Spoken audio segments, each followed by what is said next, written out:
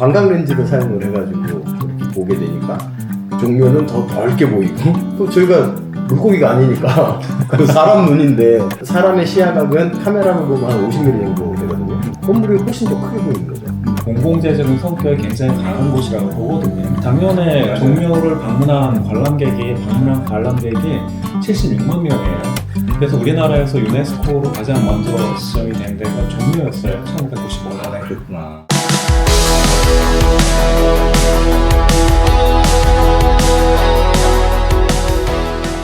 그 편을 나누기 전에 먼저 오늘 좀 더 풀어보시고 싶은 얘기가 최근에 종묘 주변에 이제 서울시에서 저도 할 얘기 많거든요.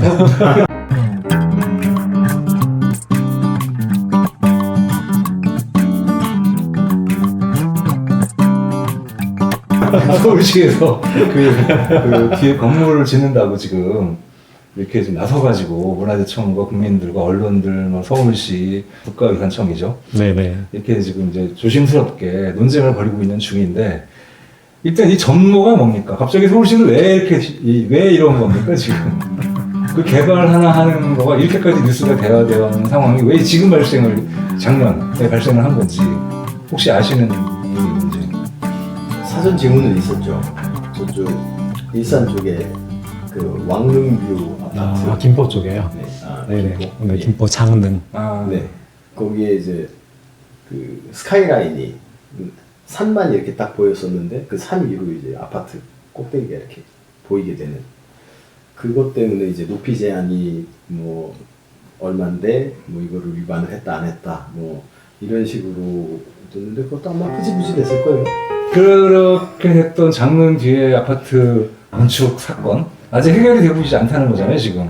네, 해결이 됐죠. 끝났어요. 근데 네네. 그냥 그대로 있는 걸로. 네. 그때 지금 이 서울시에서 추진하고 있는 이 종묘 이쪽 저 정문 쪽 오른쪽에 있는 그러니까 정문에서 이쪽 건물 쪽에서 바라보면 왼쪽 저 뒤에 있는 네, 맞습니다. 그 건물을 짓는 것도 이제 지금 이제 문제가 되고 있는 건데 서울시는 큰 해선 없으니까 서울시 입장입니다. 제 입장 아니고 큰 저거 아니고 지금 뭐 이렇게 산 중에 있는 거로 멀리 뒤에 보이는 것도 아니고 저 원래 시내에 원래 항상 그 있는 건물이고 그쪽 근처에도 그렇게 얘기했어요. 다른 건물들도 있는 옆에 있는 거라고 이렇게 그 자기들이 보는 시뮬레이션에서는 네네. 그렇게 얘기했고 그 다음에 건물 유적이라는 게 이렇게 정문에서부터 이렇게 바라보는 게 유적이지 마당에서 저쪽 이쪽을 바라보는 거는 뭐 굳이 그게 중요한 거냐. 그리고 상당히 멀리 떨어져 있는 그리고 시야를 얘기해도 별로 시뮬레이션 해보니까 가려지지 않는 다른 건물 옆에 있는 그냥 그런 정도의 조그만 그거다. 근데 제가 그 서울시가 한 시뮬레이션 3D를 봐도 찝찝해. 그림이 별로 안 좋아. 아무리 조그맣게 느껴져도 뭔가 이렇게 아까 저희 여기 어진 없어져가지고 허전한 이 느낌처럼 찝찝해. 그게 이렇게 왼쪽에 멀리 있어 보이는 게. 그리고 어쨌든 사람이 이렇게 종묘를 들어갔다가 이렇게 저 뒤로 나가진 않잖아요. 네네네. 종묘를 들어갔다가 대문으로 나가잖아. 네, 맞습니다. 네, 나오는 이렇게 딱 보면 지금은 그런 건물이 찝찝하게 보이는 게 안 느껴지는데 이제 그런 게 있으면 느껴진다는 거잖아요. 이런 거죠 지금 문제는. 네, 그쵸. 그래서 이제 개인적인 생각을 전제로 하고 말씀하세요. 그래서 뭐 다른 지역도 이제 특별하게 관리되는 지역이 있죠. 경주 같은 경우에도 특별히 관리되는 곳 중에 하나로 알고 있고요. 서울 같은 경우에 서울 전역에 뭐 지역마다 특성에 따라서 이제 높이 제한들을 하고 이러잖아요. 이렇게 서울 같은 경우에는 사대문 안쪽 지역 같은 경우에는 다른 지역하고 또 다르게 적용되는 룰 같은 게 있고. 그래서 아마 고도 제한이라는 게 그래서 이제 필요했던 것 같아요. 서울의 역사성이라든가 스카이라인이라든가 네, 이런 것들 때문에 아주 높은 건물을 지으면 안 된다. 내중에 합의 내지는 그 규칙, 원칙이 있었던 것 같고요. 근데 그게 이제 거기 이제 종묘 앞에 지금 얘기가 되고 있는 게 세운 사지역이잖아요. 세운 사지역을 이제 개발을 하게 되면서 그럼 높이를 어느 정도 해야 되나 이게 사실 처음에는 문제일 수밖에 없잖아요. 그래서 이미 2014년인가 그때 서울시하고 그 당시에 문화재청, 지금 국가유산청이죠. 서로 열 몇 번 회의를 했다고 해요. 회의를 해서 일단 높이를 정했어요. 그래서 뭐 최고 제한, 네네 최고 높이를 두 거로 구분을 했는데 이게 종묘하고 가까운 쪽 가까운 쪽 같은 경우에는 대략 55m로 기억을 하고 있고요. 그 다음에 그 뒷부분이 청계천 쪽이거든요. 그 청계천 쪽은 71.9m. 건물이 두 개입니까? 이게 블록이 앞쪽 블록이 있고 뒤쪽 블록이 있어요. 네. 그러니까 종로 쪽 지역이 두 개, 네네. 지역이 있구나. 예, 섹터는 하나인데 네네. 종로 길거리 종묘 쪽에 가까운 구역에 있고 넘어가면 바로 청계천이거든요. 청계천에 가까운 네네네. 쪽에 있고 그래서 종묘에서 좀 먼 쪽은 고도로 좀 높여서 71.9m인가 이렇게 해서 이제 서울시하고 이제 그 당시 문화재청하고 예.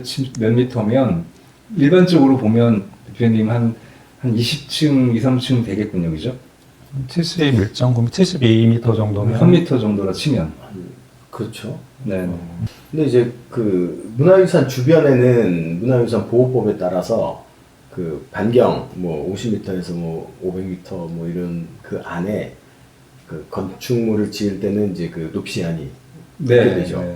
뭐 요만한 문화유산이 있는데 이만한 건물을 지어버리면 이제 다 가려버리니까. 근데 그렇다고 해서 반경 뭐 500m로 아무것도 못 짓게 만들면 네. 서울은 이제 뭐 할 수가 없는 그런 동네가 되니까 그거를 이제 그 적절하게 개발하면서 보존한다 이런 원칙으로 이제 하는데 옛날엔 일조권 뭐 이런 거 없었지 않습니까? 그 햇빛을 네. 받을 권리가 없었고 뭐 그게 그럴 만한 있는지도 건물이 몰랐고. 있었던 것도 아니고.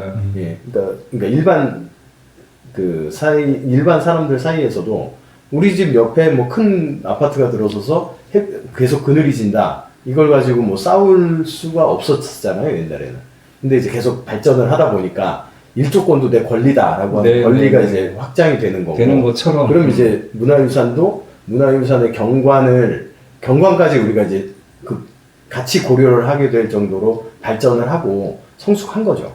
이제 거기에서 그럼 이제 개발의 손을 들어줄 것이냐, 보존의 손을 들어줄 것이냐, 그래서 이거를 가지고 그 수차례 회의를 하면서 어느 정도 선을 맞춰서 그게 말씀하신 71.9m 요거였는데 그거보다 훨씬 더 높게 짓겠다. 지금 그렇게 된 거군요. 예, 네. 더 높게 짓겠다? 그러면 높이 지으면 그래 어떤 결과가 있을까라고 하는 것을 이제 컴퓨터 시뮬레이션을 돌려본 거죠. 네. 뭐 저도 뭐 그런 간단한 건 해볼 수 있지만 예. 어려운 건 아닙니다. 그러니까 저는 그게 근데 왜 이렇게 어려운 건지 그거를 모르겠어요. 이제 그 왜 핸드폰 카메라로 얼굴 찍으면은 얼굴이 동그랗게 나온다고 이제 싫어하는 사람들이 있어요. 그건 이제 광각이거든요. 왜곡되죠, 조금. 예, 넓게 보는 렌즈이기 때문에 가까이서 찍으면은 동그랗게 나오는 거고 네. 망원으로 뒤에서 찍으면 좀 더 멀어 보이고. 형태에 네, 이제 생각했던 비슷하게 것보다 나오는 가깝게 거고. 보이고 그래서 광각으로 가까이서 보면 이게 넓어 보이면서 그 이 뒤에 있는 배경들은 작게 보이니까 그 서울시에서 한 거는 뭐 어느 서울대 교수님이 뭐 이렇게 하셨는데 광각 렌즈를 사용을 해가지고 이렇게 보게 되니까 종묘는 더 넓게 보이고 저 주변은 더 멀어 보이는 거고. 네. 그게 사람 눈, 저희가 물고기가 아니니까 그 사람 눈인데 그럼 이제 이 사람의 시야각은 카메라로 보면 한 50mm 정도 되거든요. 네. 50mm 정도로 환산을 해서 이렇게 바라보니 건물이 훨씬 더 크게 보이는 거죠. 그걸 가지고 이게 광각이 맞냐, 뭐 이게 맞냐 이런 거를 가지고 얘기를 한다고 하면 사실 그럼 사람 눈하고 같은 조건을 내걸고 거기에 따라 시뮬레이션 하면은 간단하게 끝날 문제를 이제 여러 가지 좀 어떤 기법들을 동원을 하다 보니까 말이 길어지는 게 아닐까.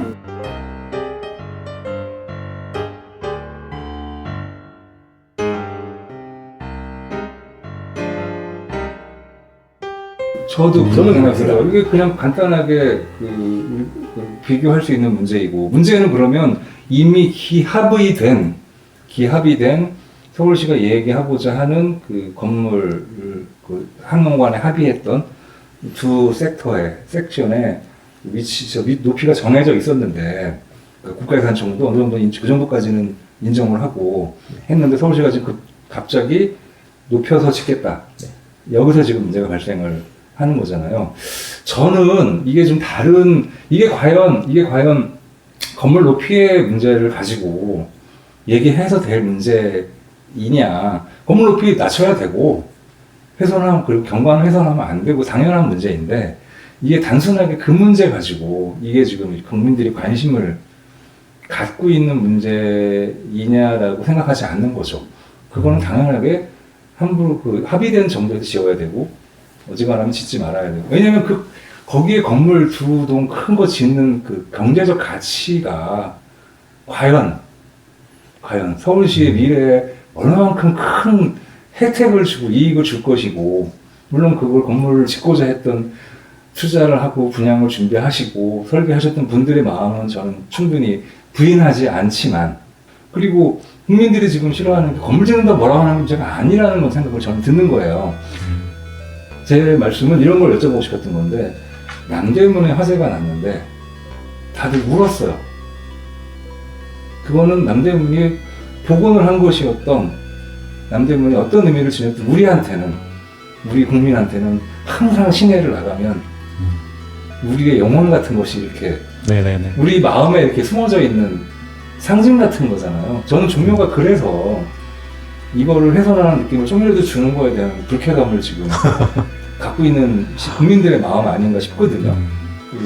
그렇지 않아요? 그래서 제가 오늘 이번 주제가 종묘인 것도 이게 종묘가 그냥 종묘가 아니다 이게 우리 집안에서도 어른들 매실 때 입회해가지고 제사 지내고 온 가족이 모여서 정성을 기울이는 건데 하물며 우리 조선 20 몇 분의 왕을 모시잖아요. 그런 곳에 생각을 해보면 어떻게 생각하십니까? 그거는 국가에서 짓는 게 아니라 민간 사업자들이 그러니까. 짓게끔 그냥 허락을 해주는 그 역할일 뿐인데 사실 민간이야 비싼 땅에 건물 높게 짓고 용적률 많이 해가지고 많이 팔면 많이 돈을 버니까 당연히 민간은 그렇게 확장을 하려고 할 거고요.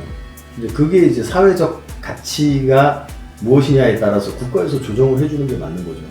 실제로 그렇게 조정을 했고.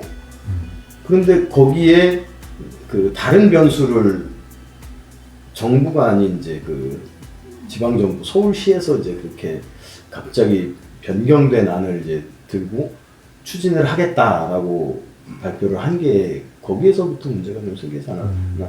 아니, 왜냐하면 사실 이제 종묘 같은 경우에는 조선 왕들의 그 신의를 모셨다.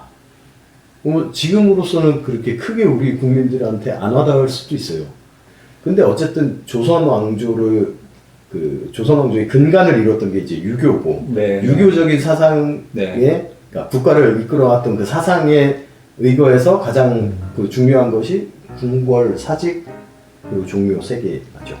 네, 그리고 종묘, 사직 가장 상징적으로 이제 궁궐도 포함. 아니 우리 드라마나 영화에 매일마다 나오는 거 있잖아요. 종묘 사직을 지키셔야 합니다. 네네 맞습니다. 매일마다 이게 목숨 걸고 지키는 거 아닌가요? 거의 목숨 걸고 지키는 거 아니에요? 옛날 선비들은? 그래서 그게 종묘가 이제 말씀하신 대로 이제 조선시대를 이해하는 가장 중요한 가치 내지 공간이기도 하고요. 또 지금에 들어서의 종묘는 그 가치뿐만이 아니라 또 다른 가치가 또 있다고 저는 보거든요. 그래서 지금도 종묘 제례를 하고 있고, 그 유네스코 이제 유산으로 지정이 됐잖아요. 그래서 우리나라에서 유네스코로 가장 먼저 지정이 된 데가 종묘였어요. 1995년에. 그랬구나. 그리고 이게 또 얼마 후에 그다음에 종묘 제례하고 제례악이 유네스코에 또 지정이 되고요. 근데 그거는 옛날로 건물로 끝나는 게 아니라 그러한 전통이나 이러한 부분들이 지금까지 유지가 되고 연결되고 있다는 거에 포커스를 많이 맞춘 거기도 하고요. 근데 그런 의미뿐만이 아니고 종묘가 가지고 있는 의미는 그 서울에 있는 사람들 그리고 우리 대한민국에 살고 있는 사람들의 어떤 쉼터라고 생각을 하거든요. 그래서 서울 시내에 가보면 종묘만큼 넓고 숲 같은 곳이 궁궐하고는 또 달라요. 네. 종묘에 들어가면 산책하기 맞아요, 좋고 맞아요. 걷기 좋고 숲이 있고 도심에서 전혀 벗어난 다른 공간이 펼쳐지고 있고 또 종묘의 가치는 그 종묘 정전이라든가 영령정 같은 굉장히 뛰어난 건축물뿐만이 아니라 그 종묘가 이루는 숲, 걷는 길들 그리고 또 하나의 중요한 요소가 아까 말씀하셨던 경관 중에서 하늘 시원하게 펼쳐진 하늘. 맞습니다. 근데 그게 다른 공간 그걸 보려면 남산 올라가야 되거든요. 산 위로.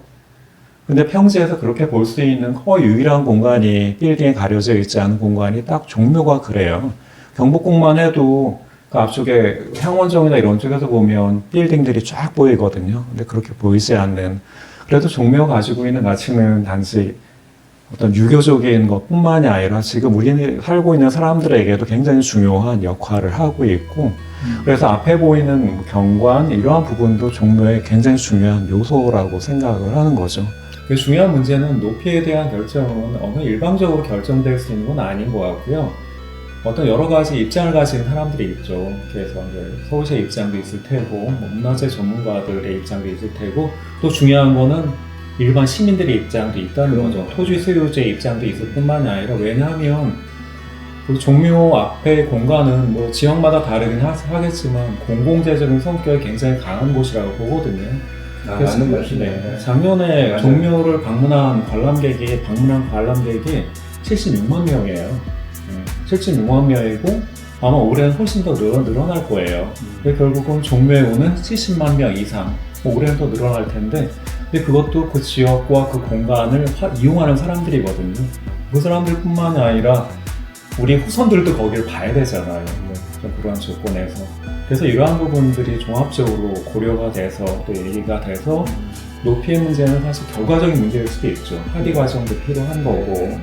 물론 사전에 뭐 팩트가 틀릴 수 있지만 이미 오래전부터 몇 년 전, 뭐 2013년부터 최소한 저희 문화재청, 당시 문화재청과 지금 국가유산청과 서울시 간의 고위급 많은 회의를 통해서 개발에 대한, 개발 못하게 하는 것도 아니고 또 보존을 하기 위한 노력들을 급히 사고 이러는 과정에서 적정한 경관의 문제와 개발의 또 적점을 찾아서 그 두 개의 섹터의 높이 고도 제한을 정리를 해서 그렇게 해서 정리되는 중에 현재 상황은 서울시에서 그보다 높이 해서 이제 건물을 짓겠다고 이제 뭐가 문제냐 그러면서 이제 시뮬레이션도 막 국민들한테 스스로 보고를 하고 이거 너무 어려운 일이 아닌 거예요. 거기서 시뮬레이션 해보기는 그 진짜 왜 뻔히 어려운 일이 아닌 걸 가지고 광각을 해서 멀리 보이는 것처럼 만들고 그랬는지 이런 얘기가 지금 논쟁이 되고 있고 오늘 저희가 당분간 얘기할 주제가 종묘이다 보니까 왜 이런 게 문제가 생기는지에 대한 얘기를 하는 중이었던 거죠 지금. 그래서 이제 정리를 하면 아까 이제 박 선생님 말씀하신 것처럼 종묘라는 것이 가지는 가치적 의미가 되게 중요하다. 유네스코 문화유산이라는 것도 있고 제가 맨 처음에 모두에 말씀드린 것처럼 단순하게 건물적 의미나 공간적 의미의 문화유산을 넘어서는 그 안에 있는 콘텐츠 그리고 조선을 이해할 수 있는 많은 정신적 고향 같은 그건 당연하게도 우리 할아버지 때를 우리 개인적 집에서도 뷔페를 보시는 공간을 그렇게 우선시하고 중요하고 매해 매때 명절 때마다 가서 제사를 지내는 향료를 하는 그런 곳들이 왕들이 지금 조선시대 우리나라 왕들이 신실이 있는 곳인데 35대. 네, 35분의 그런 그 곳인데 이건 정신적인 고향 같은 거잖아요. 우리 국민들한테는. 그런 의미가 있고 실제로도 종묘가 가지고 있는 그 정원이라든가 서울 시민의 쉼터라든가 이제 국내를 넘어선 그 세계적인 관광 문화 관광의 어떤 상징으로라든가 넘어서 너무 중요했던 그 앞마당에서 보였던 저도 그거 충분히 이해해요. 그 밝은 하늘과 멀리 스카이라인이 산 쪽이 아니어도 이쪽도 뻥 뚫려서 보이는 네네네. 이 느낌이 굉장히 중요한 공간이었는데 이제 거기에 기스를 낸 거죠. 쉽게 말하면 그 마음에 맞지 않습니까? 쉽게 말하면 네. 그 뜬모를 기스를 낸 거예요 지금. 저는 이제 그 약간 다른 입장에서 보면 그런 거죠. 사회적 합의라고 하는 거 자체가 무의미해지는 전례가 될 수 있다. 네. 그러면 그 종묘 근처에 개인 소유 집들이 엄청나게 많잖아요. 그러면 아니 그 4구역 봐라. 그래도 그만큼 짓겠다. 이렇게 해버리면은 아니 전에 이렇게 이런 규제가 있고 여기 합의하지 않았냐? 아니 그때도 뒤집었는데 나도 뒤집겠다라고 우죽순 왜냐면 거기 땅값이 비싸니까 한 평이라도 더 늘릴 수 있으면은 그게 다 개인적으로 이득이 되는 거니까 그렇게 되면은 이제 통제 못 한다고 봐요. 네. 어쨌든 그래서 저희의 입장이라기보다는 저희의 의견은 그런 의미들이 갖고 있는 곳이기 때문에 제가 개인적인 소견에 불과하지만 굳이 이 국민적 그 조선의 고향 같은 이게 약간 이전에 우리가 조금 관심이 너무 정신없어서 살다가 관심이 없을 수밖에 없을 때 2000년대까지라든가 이럴 때 상황하고 다르잖아요. 느낌이. 이제 우리는 우리를 더 이해하려고 노력을 많이 하는 때가 됐고 그게 여유로워서 그런 것뿐 아니라 그게 얼마나 소중한지를 이제 조금씩은 우리가 이제 자긍심으로 막 느끼고 있을 때란 말이에요. 지금은. 그렇지 않나요? 네, 맞습니다. 네, 최근의 상황이 더욱더 그러고 얼마나 그게 위대했고 훌륭했고 소중했는지를 우리가 이제 막 느끼고 있는 이 지금이라고요. 그래서 그거를 세계인들이 이제는 막 공유하고 놀라워하고 이러고 있는 지점이라는 게 되게 중요하다고 저는 생각이 들거든요.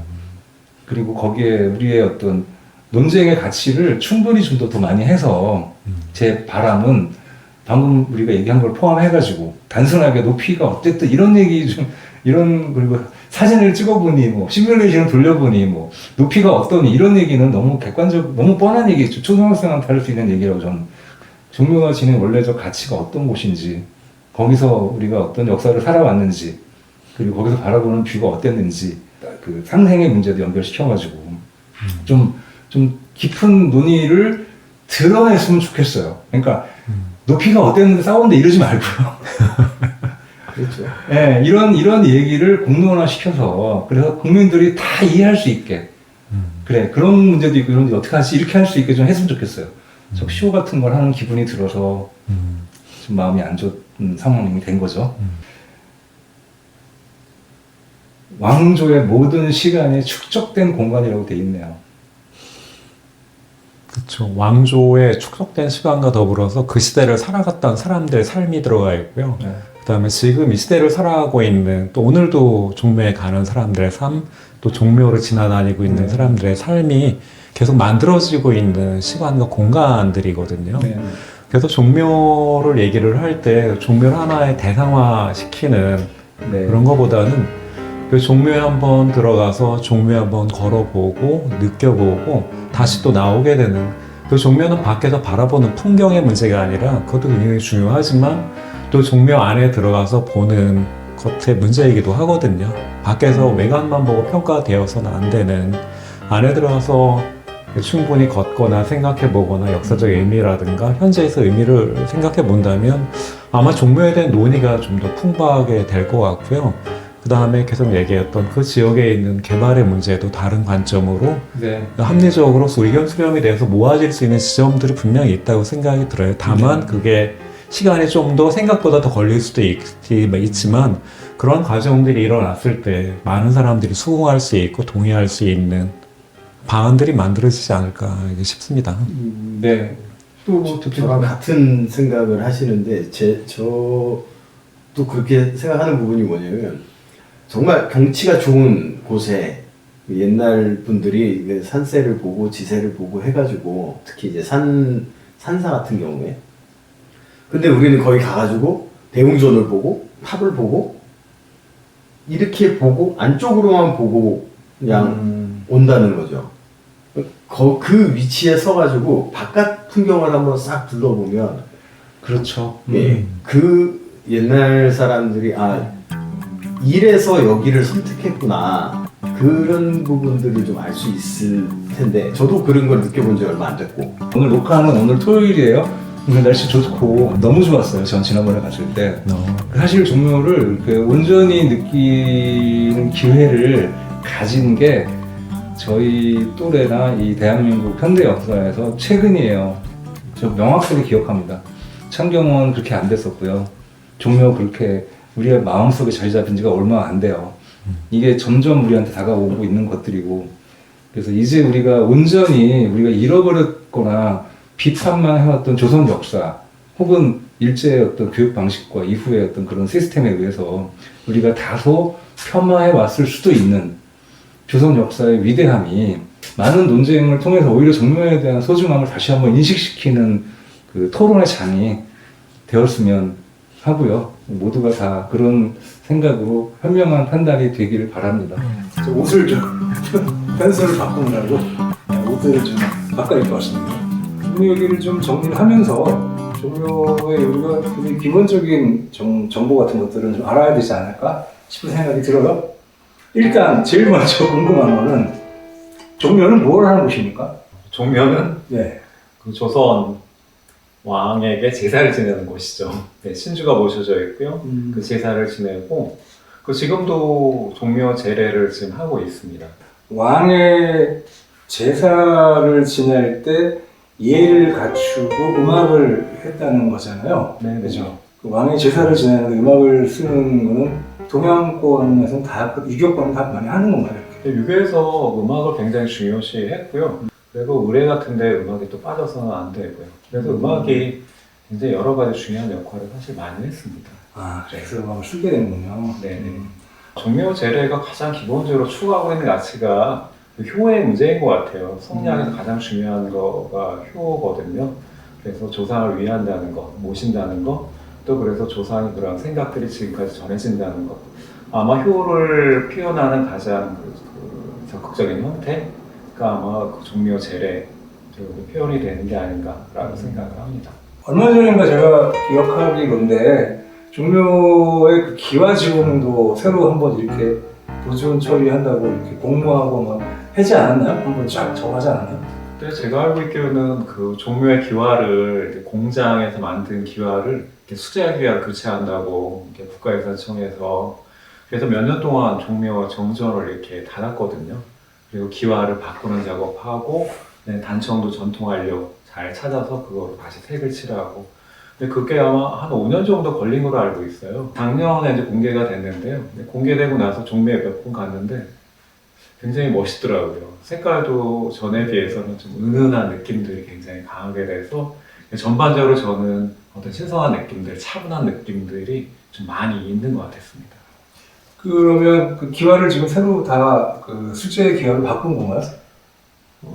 그러니까 기와는 이제 영구히 쓰는 게 아니라 그 수명을 가진 건축재료이기 때문에 번화공사, 그러니까 기와 교체를 이제 그 주기적으로 하게 됩니다. 근데 다만 저희 쪽에서 지금 바라보고 있는 그 기와의 문제는 그 옛날에는 사람이 이제 발뒤꿈치를 막 이렇게 그 진흙을 테토를 계속 밟아가지고 그 안에 있는 공기를 빼고 그렇게 반죽을 해서 부었는데 요즘은 아예 그냥 진공에서 반죽을 해버리니까 굳이 이렇게 세게 밟고 이렇게 하지 않아도 공기가 충분히 빠진다는 거죠. 그러면 문제가 뭐냐면 옛날에는 밀도가 그렇게 높진 않았어요.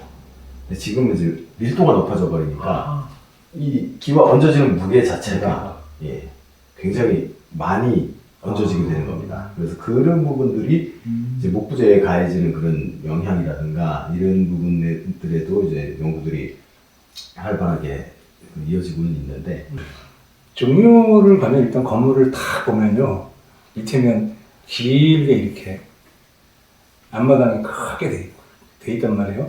그래서 이제 기와가 눈에 확 띄는 거죠. 종묘를 가면 1층 단층짜리 건물에 긴 형태 누각과 기와들이 보이니까 아마 이제 더 그런 것 같은데 이게 처음부터 그렇게 큰 건물이었나요? 처음부터 그렇게 긴 건물은 아니었죠. 긴 건물은 아니었고요. 사실 임금 신주 모시는 이 정정원 같은 경우도 영년정도 그렇고 근데 그렇게 긴 형태가 아니라 시간이 가면서 덧붙여진 형태로 늘어난 거죠. 그래서 건물이 예를 들면 그 임진왜란 때 종묘 같은 경우는 다 불타고 광해군 때 다시 지어지게 되거든요. 그래서 정전하고 영령전하고 크게 두 개의 건물이 있는데 두 임금에 걸쳐가지고 나중에 덧붙여요. 계속 두 번. 예, 두 번에 걸쳐서 영령전도 두 번 확장을 하고 그다음에 정전도 두 번 확장을 하고 그래서 처음부터 긴 건물은 아니었다는 거죠. 만들어진 시기는 언제부터 시작된 건가요? 만들어지게 된 거는 거기 1395년에 1394년에 태조 이성계가 일단 한양으로 와요. 궁궐이 완성되기 전이었고 종묘가 완성되기 전이었는데 일단 개성으로 바뀌었겠죠. 그래서 이제 한양으로 이제 오고 난 다음에 근데 거기에서 공사를 하기 시작을 합니다. 그래서 궁궐 공사도 하고 종묘 공사도 하고 사직단 공사도 하는데 다음에 1395년에 종묘가 완성이 됩니다. 궁궐보다 더 빨리 완성이 돼요. 그래서 종묘의 역사가 이제 시작이 되죠. 그때는 태조 이성계 때니까 태조 이성계의 선대 어른들을 모셨겠군요. 있었던 게 태조 이성계 4대조까지 하고 그다음에 또 하나의 칸에서 5칸 정도 5분을 모실 수 있게 되어 있고요. 그 유교에서 5분까지 모신다는 원칙 때문에 아마 5칸을 만든 것 같고요. 근데 그러고 나서 태조가 승하를 하고 태조가 거기 신주가 들어가면 5개가 채워졌는데 문제는 그 다음에 정종이 또 승하를 하잖아요. 정종이 승하를 하니까 들어갈 방이 없는 거예요. 누군가 빠져야 되거든요. 태조 이성계의 조상에서 빠져야 되겠죠. 그래서 그러면 갈 방이 필요하잖아요. 그래서 따로 또 사당을 만들었거든요. 그게 영령전의 시작입니다. 그래서 처음에 유교에서 얘기했던 5명의 신주를 모신다는 원칙을 지키려고 그렇게 했는데 시간이 지나다 보니까 이 정전이 더 중요한 사당이거든요. 근데 여기에서 빠지지 말아야 될 임금들이 생기는 거예요. 이게 업적이 뛰어난 임금. 예를 들면 태종 같은 경우도 그렇고 그래서 시간 지난다고 해서 옆에 작은 사당으로 모실 수가 없는 불천이라고 하는데 이런 분들이 생기니까 정전이 계속 또 늘어나게 되는 거죠. 영령제도 마찬가지 이런저런 이유로 왕이 승하를 계속하면서 늘어나게 되고요. 그럼 정전과 영령전의 차이는 뭡니까? 정전 같은 경우에는 들어가시는 분들이 업적이 뛰어난 임금들, 거기도 차별이 됐구나. 뭐 사별이라기보다 평가에 따라서 어쨌든 논의를 통한 논의할 때 기준은 있었던 거군요. 그러니까. 그래서 대체로 보면 종묘 정전에 있는 왕들하고 명령전에 있는 왕들하고 비교를 해보면 명령전에 신주가 모셔진 왕들 같은 경우에 일단 재기간이 짧은 임금들 그리고 재기간이 약간 길긴 하지만 뚜렷한 업적이 없는 분들 그리고 살아있을 때 왕은 아니었는데 나중에 왕으로 추존된 왕이 된 사람들 이러한 분들이 주로 영령전에 있어요. 그래서 사실 그 조선의 왕 같은 경우에는 자기 살아있을 때 업적에 대한 평가로 뭐 이름을 받기도 하지만 실제로 사당에서 어디로 배치되는가에 따라까지 영향을 미치기도 하죠. 평가받는 왕들이었습니다. 알겠습니다. 네, 일단 이런 정도 해서 종묘 얘기를 좀 1차 정리를 한번 해보는 걸로 하고